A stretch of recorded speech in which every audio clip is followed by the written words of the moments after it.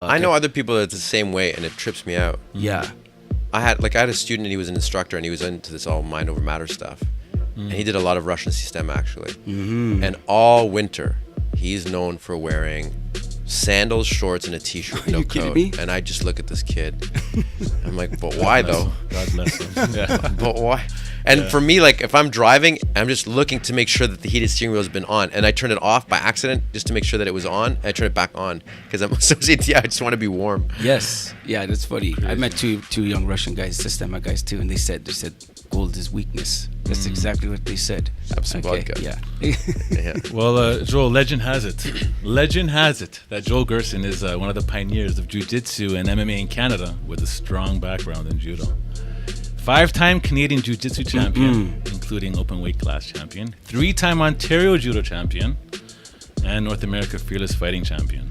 And I guess, diving into you, one of your greatest achievements was back in 1998, defeating Rumino Sato. And that was done by, I guess, the armbar. Yeah. Right? Yeah. I saw the footage. That was gangster, man. Man. That was friggin' amazing. I had a chance to view that fight, like I said, this past weekend. First time I ever saw that. It's very old. Yeah. I'm a lot better now. 1998. That was a beautiful year, 98. Thank you. Tell us how that fight started to pave It's so where funny. we are today. It's so funny because people tell me they saw that YouTube video and I cringe because I'm like, because you just see the mistakes and you see the stuff that, I went into MMA without any striking. So when I look back at that video, you're looking at it with eyes from 2019. Right. Everybody in MMA can strike now. Yeah. Now everybody can do everything. And even since then, I've learned how to box and kickbox and whatever. But back then, when I look at how many tools I didn't have, when I look at the video where I have parents that tell me that they saw the video, I'm like, oh man, it's like, it's funny. yeah, it's like a before shot, the before and after, that's the before. I'm like, oh man. But that fight was basically the start of, I guess, paving your way, I guess, right, into kind of like where we are right now. I guess mainstream notoriety. I think it helped. Right. I think it definitely helped. It was that was a really stressful time back then. Let's go. And then they sent a fax. They said we would like Mr. Gerson to fight Mr. Sato. He's all Mr. On this date, blah, blah, blah. And even if he loses, we promise to pay him X and we'll bring him back 2 more times. And I don't even know what made me think of negotiating, but I was like, if I win, I want X. Yeah. And the Japanese were like, okay, and they signed it and sent it back because they were like, there's no way, it's not. Right. Yeah. And in the end, it was the biggest payout. It was the biggest payout in Shudo history at the time. Wow. Yeah, and it wasn't a lot of money, Yeah. especially when your coach is taking 50% of your purse, Yeah. which But mine was. But that's a milestone. That's a huge But it milestone. was an experience. Yeah. Because at the time in Japan, he was a legend, and he was a draw, and he was a fan favorite. So after the fight, everything changed. We were taken around in limousines to restaurants and signing autographs and stuff like that. And then I was on the cover of the largest magazine in Japan, which is even when I think about that, it's so crazy. Well, it's like a David and Goliath story in a way, which is amazing because we know what happened to Goliath. So let me ask, after that, how did it change for you? Did it? Because a lot of young men who accomplish great things early, they usually have 2. It's all been downhill since then. No, because there's that high, right? And then there's that perception of the amount of work it took you to get there. Did you stick to the work after? Did you have moments where you you rested as that 90s movie The Juice? I refocused my energies toward different things. Okay. Professional fighting wasn't for me. I knew that at the time. Yeah. I was a kid that was bullied, and the fact that I had gotten that far was I was, I overcompensated for the guy at 3 p.m. at Lawrence Park. Yeah. That made me run to my locker. Let's go. Is that a regular thing that happens with parents bringing kids? Is that the motivation? Big time. Yeah. Yeah. Yeah. And what's funny is I kind of see it as something that would be a good precautionary thing to do. You do it before your kid's bullied. But also there's so many benefits to the training, that have nothing to do with bullying, that the bullying or the anti-bullying is one aspect, Right. but there's so many other things that are happening to the kids in terms of development and character building that are so useful. But I think as a preventative measure, I think it's really important. And I believe in MMA and jiu-jitsu, especially for kids. But a lot of times I just feel like it comes down to the instructor. I thought you were going to ask me what style would be best for kids, but I think a lot of times it's the right coach.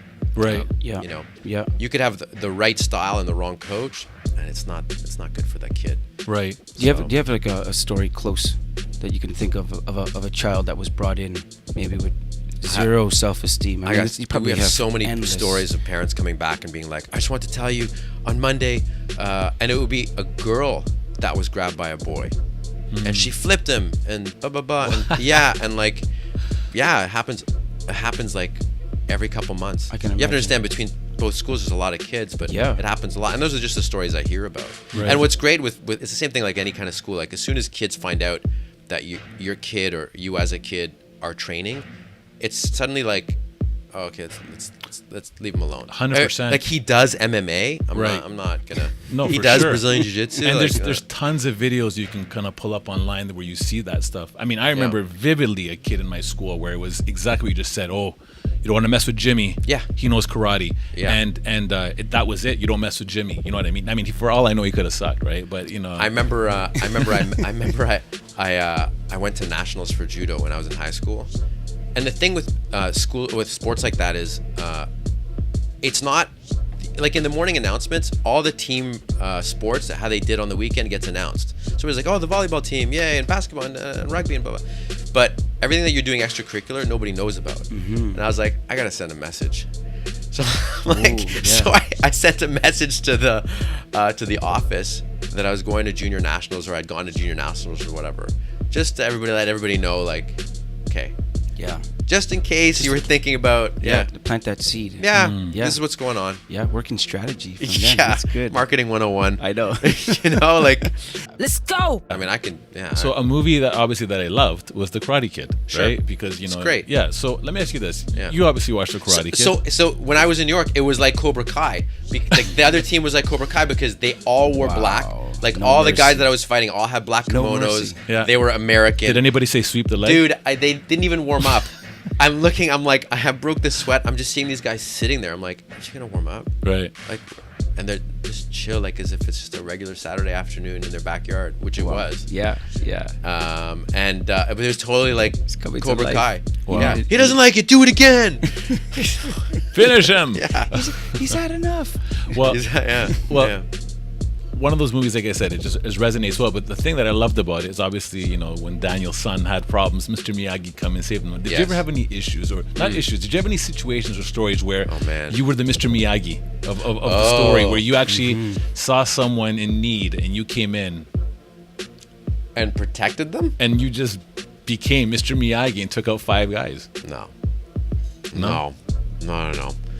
No. I have other stories. guys? But Six guys? I have other stories, but like, I mean, no, like I've had to step in and like protect people. Okay. Yeah. So let's But go. I've de-escalated situations. Of course. I mean, like in anything, like even in our line of work, your 100% line of de-escalation is going to be through communication first, right? Yes. But I've you- de-escalated through like a short physical, like a very quick physical warning Yes. and verbal command. Right. Yes. But I haven't like nothing in like, you know, in a Steven Seagal movie where like I'm starting to like roll a cue ball in Yeah, a yeah, towel yeah, yeah, and like exactly. spin it and like nothing like that.